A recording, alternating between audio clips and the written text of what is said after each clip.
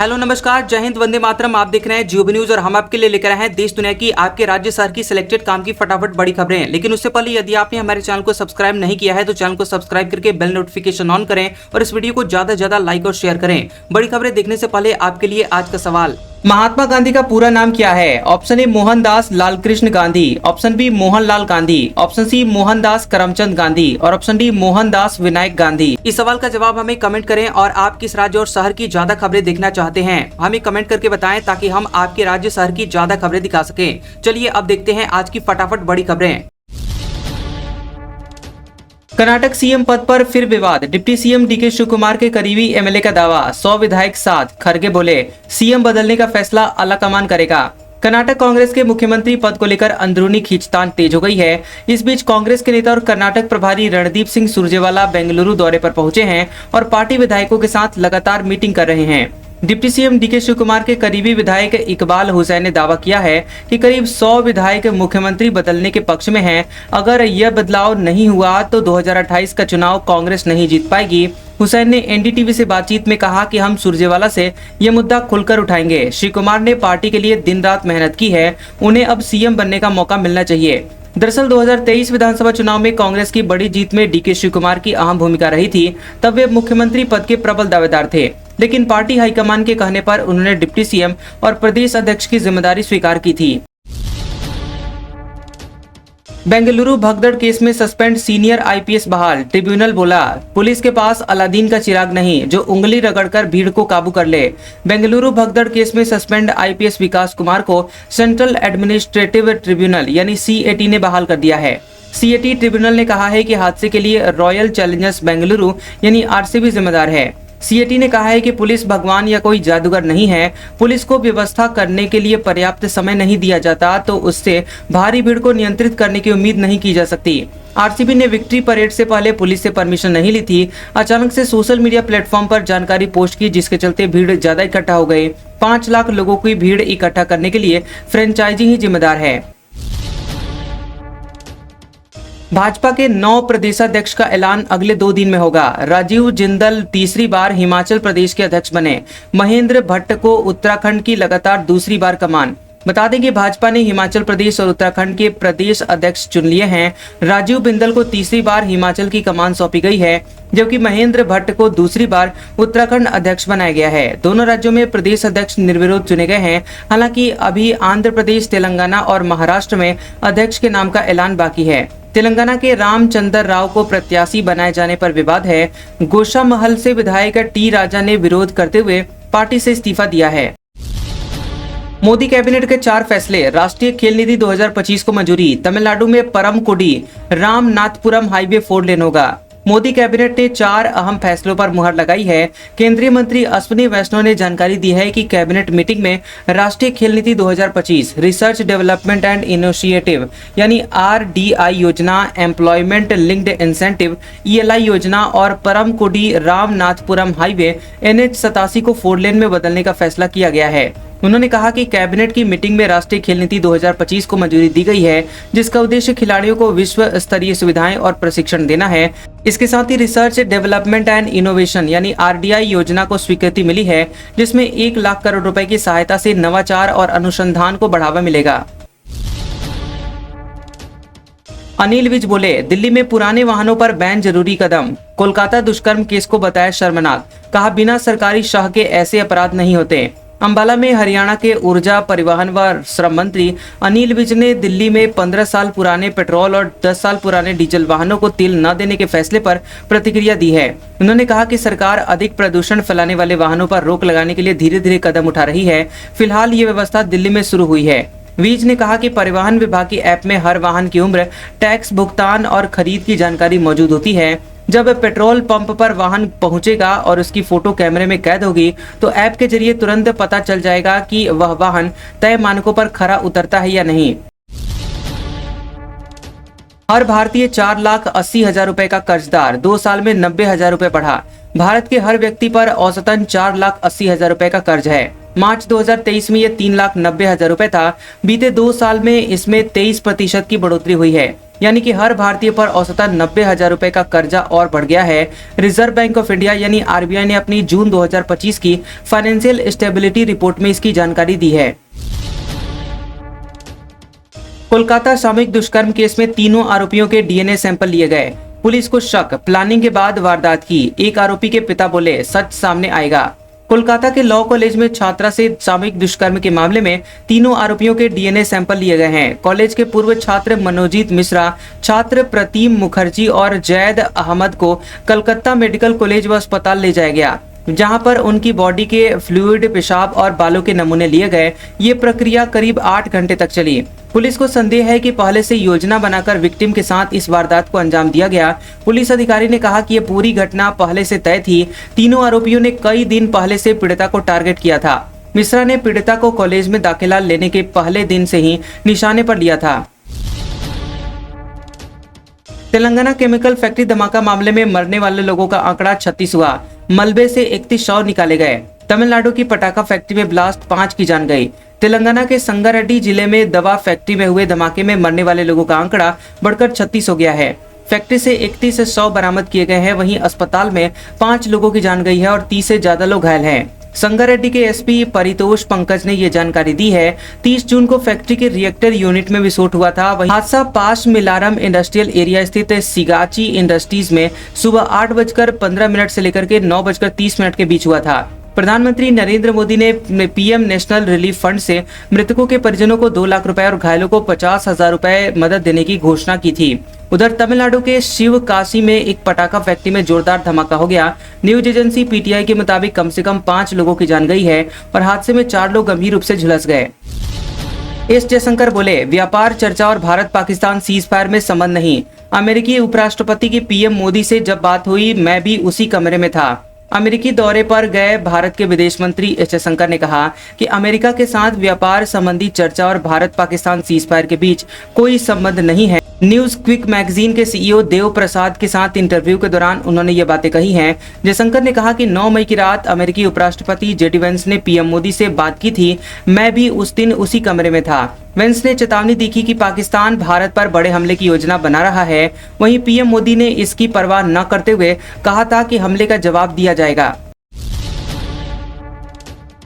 बिहार में 100 करोड़ रुपए की सड़क बना दी, पेड़ नहीं काटे, लाइटें भी नहीं लगाई। लोग बोले कभी भी बड़ा हादसा हो सकता है। बता दें कि बिहार के जहानाबाद में करीब 100 करोड़ रुपए की लागत से बनाई गई पटना गया मेन रोड के बीच में दर्जनों पेड़ खड़े हैं। इतना ही नहीं, सड़क पर लाइटें भी नहीं लगी हैं ताकि रात में लोग संभल कर चल सके। 7.48 किलोमीटर लंबी इस सड़क के बीच में मौजूद ये पेड़ आने जाने में परेशानी का कारण होने के साथ साथ हादसों को भी दावत दे रहे हैं। स्थानीय लोगों का भी कहना है कि जिस तरह से ये पेड़ पर सड़कें बनाई गई हैं, स्थानीय लोगों का भी कहना है कि जिस तरह से ये सड़क बनाई गई है उससे कभी भी बड़ा हादसा हो सकता है। मामला पटना गया रोड स्थित एरकी पावर ग्रिड के पास का है, जहां 100 करोड़ रुपए की लागत से सड़क चौड़ीकरण किया गया, लेकिन सड़क का ये चौड़ीकरण हादसों को न्योता दे रहा है। चंद्रशेखर के समर्थकों ने ही प्रयागराज में तोड़फोड़ आगजनी की। पुलिस का दावा, 55 अरेस्ट हुए, 550 की तलाश। आजाद बोले उपद्रवी मेरी पार्टी के नहीं। प्रयागराज में रविवार को 5 घंटे तक बवाल हुआ था। प्रदर्शन कर रहे उपद्रवियों ने 3 कारों और 15 बाइकों में तोड़फोड़ की और उन्हें आग के हवाले कर दिया। करछना कोहड़ार रूट को जाम कर दिया गया। वहीं पथराव में भुंडा चौकी प्रभारी समेत 12 पुलिसकर्मी घायल हो गए थे। बता दें कि पुलिस ने बवाल करने वाले 55 लड़कों को पकड़ा, जिनमें 7 नाबालिग भी हैं। 30 जून को पुलिस ने इन उपद्रवियों के विजुअल जारी किए। इनमें गाड़ियों को तोड़ते और आग लगाते हुए लड़के माफी मांगते हुए दिख रहे हैं। इस बवाल को यूपी की सियासत को गरमाने वाले 2 बयान सामने आए। पहला, चंद्रशेखर आजाद ने कहा कि उपद्रव करने वाले लोग आजाद समाज पार्टी के नहीं थे, ये एक बड़ी साजिश का हिस्सा है। दूसरा, डीसीपी विवेक चंद्र यादव ने कहा कि बवाल करने वाले ज्यादातर लोग भीम आर्मी से जुड़े हुए हैं। पूछताछ और अन्य साक्ष्य सामने आए हैं। यूपी को मिला पहला आयुष विश्वविद्यालय। गोरखपुर में द्रौपदी मुर्मू ने रुद्राक्ष का पौधा लगाया, बोली सीएम योगी जनता के लिए समर्पित। यूपी के पहले आयुष विश्वविद्यालय का लोकार्पण राष्ट्रपति द्रौपदी मुर्मू ने किया। इससे पहले उन्होंने फोटो गैलरी देखी और इस दौरान उन्होंने कैंपस में रुद्राक्ष का पौधा लगाया। राष्ट्रपति द्रौपदी मुर्मू ने कहा कि गोरखपुर में तेजी से विकास हो रहा है। ये विश्वविद्यालय प्राचीन संस्कृति का केंद्र है और उन्होंने कहा कि मुझे बताया गया कि 100 से अधिक आयुष कॉलेज यहाँ से जुड़ गए हैं। अब यहाँ रिसर्च पर ध्यान ज्यादा केंद्रित किया जाएगा। नीतीश कैबिनेट की बैठक में 24 एजेंडों पर लगी मुहर। पुनौरा धाम को विकसित करने में 883 करोड़ रुपए खर्च होंगे। कलाकारों को मिलेगी 3000 की पेंशन। बिहार में मुख्यमंत्री नीतीश कुमार की अध्यक्षता में कैबिनेट की बैठक हुई। बैठक में 24 एजेंडों पर मुहर लगी है। सीतामढ़ी जिले के पुनौरा धाम को अयोध्या की तरह पूरी तरह से विकसित करने के लिए एक बड़ी योजना बनाई गई है और इसी पर काम करीब 883 करोड़ रुपए खर्च होंगे। सरकार ने इस योजना को मंजूरी दी है और इसमें पैसा कहां से आएगा, काम कैसे होगा और बाद में इसका देखभाल और संचालन कैसे होगा, इसकी भी पूरी तैयारी कर ली गई है। अनुष्का के घर जाकर तेज प्रताप यादव ने लालू और तेजस्वी को दी चुनौती। ऐश्वर्या से तलाक केस में बढ़ सकती हैं मुश्किलें। पार्टी में वापसी का बस एक ही रास्ता, सिर्फ मां। बता दें कि लालू प्रसाद यादव के बड़े बेटे तेज प्रताप यादव ने अचानक सोमवार को अपनी गर्लफ्रेंड अनुष्का के घर पहुंचकर सबको चौंका दिया। यहां उन्होंने लगभग 7 घंटे बिताए और बोले कि पारिवारिक रिश्ता है। इतना नहीं, अनुष्का के साथ फोटो वीडियो वायरल होने के 35 दिन बाद उन्होंने ऐलान कर दिया कि ये फोटो वीडियो उन्होंने ही पोस्ट किए थे। प्यार किया है, कोई गलती नहीं की। फोटो वीडियो वायरल होने के कारण ही लालू प्रसाद यादव ने तेज प्रताप यादव को अपने घर और पार्टी से निकाल दिया था। तेज प्रताप यादव ने अब खुलेआम स्वीकार कर लिया है। बता दें कि यहाँ पार्टी और परिवार की चिंता छोड़कर वे खुलेआम अपने प्रेम को स्वीकार कर रहे हैं। तेज प्रताप यादव के इस फैसले को तेजस्वी यादव को खुली चुनौती के तौर पर देखा जा रहा है। वहीं इस बात की संभावना जताई जा रही है कि आने वाले समय में पत्नी ऐश्वर्या से तलाक केस में तेज प्रताप यादव की मुश्किलें बढ़ सकती हैं। मौलाना तेजस्वी यादव ने क्या कभी संविधान पढ़ा है? वक्फ लॉ को कूड़े में फेंकने के बयान पर भड़की बीजेपी। कहा, हम संविधान कहते हैं, वो शरिया कहते हैं। वक्फ लॉ को कूड़े में फेंकने के तेजस्वी यादव के बयान पर बीजेपी हमलावर है। बता दें कि दिल्ली में भाजपा प्रवक्ता गौरव भाटिया ने मीडिया से बात करते हुए तेजस्वी यादव को नमाजवादी और मौलाना बताया। उन्होंने कहा कि नमाजवादी तुष्टीकरण करने के मसीहा मौलाना तेजस्वी यादव से मैं पूछना चाहता हूं कि क्या आपने कभी संविधान पढ़ा है, कभी उसकी मूल भावना को चरितार्थ किया है? जो कानून संसद से पारित हुआ है उसे कैसे किसी प्रदेश की सरकार कूड़ेदान में डाल सकती है? छत्तीसगढ़ में प्राचार्यों के प्रमोशन पर रोक हटी। हाईकोर्ट ने माना राज्य शासन की प्रमोशन नीति सही। पदोन्नति के खिलाफ दायर याचिकाएं हुई खारिज। छत्तीसगढ़ में प्राचार्यों की पदोन्नति का रास्ता साफ हो गया है। हाईकोर्ट की डिवीजन बेंच ने प्रमोशन आदेश जारी होने के बाद पोस्टिंग पर लगी रोक हटा दी है। डिवीजन बेंच ने राज्य शासन की प्रमोशन नीति को सही ठहराते हुए इस मामले में दायर याचिका को खारिज कर दिया है। बता दें कि करीब 15 दिन पहले जस्टिस रजनी दुबे की डिविजनल बेंच ने सुनवाई के बाद फैसला सुरक्षित रख लिया था, जिस पर आदेश जारी किया गया है। शराब घोटाला कर कवासी ने 2 करोड़ 24 लाख रुपए का मकान बनवाया। बेटे के लिए 1 करोड़ 40 लाख रुपए का बंगला, 64 करोड़ रुपए मिले। बहू बेटियों समेत कारोबारियों के नाम निवेश किया। शराब घोटाला मामले में छत्तीसगढ़ के पूर्व आबकारी मंत्री कवासी लखमा के खिलाफ चालान पेश किया गया है। आर्थिक अपराध अन्वेषण ब्यूरो यानी ईओडब्ल्यू ने रायपुर की स्पेशल कोर्ट में करीब 1100 पन्नों का चौथा पूरक चालान पेश किया है। इसमें लखमा के घोटाले में शामिल होने के सबूत हैं।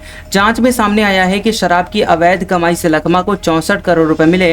पूर्व मंत्री के बेटे ने 1.4 और खुद के लिए 2.24 करोड़ में मकान बनवाया और बहू बेटियों समेत कई कारोबारियों के नाम 18 करोड़ रुपए का निवेश किया।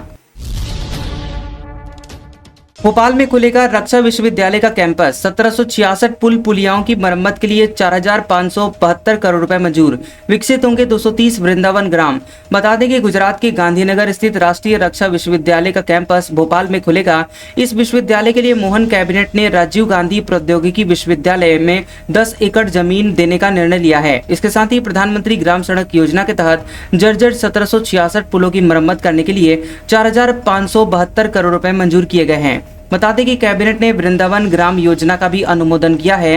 प्रत्येक विधानसभा 230 में एक वृंदावन ग्राम विकसित किया जाएगा। इसके 27 मानक होंगे। राजस्थान हाईकोर्ट से आसाराम को 9 जुलाई तक राहत। मेडिकल ग्राउंड पर जेल से बाहर है।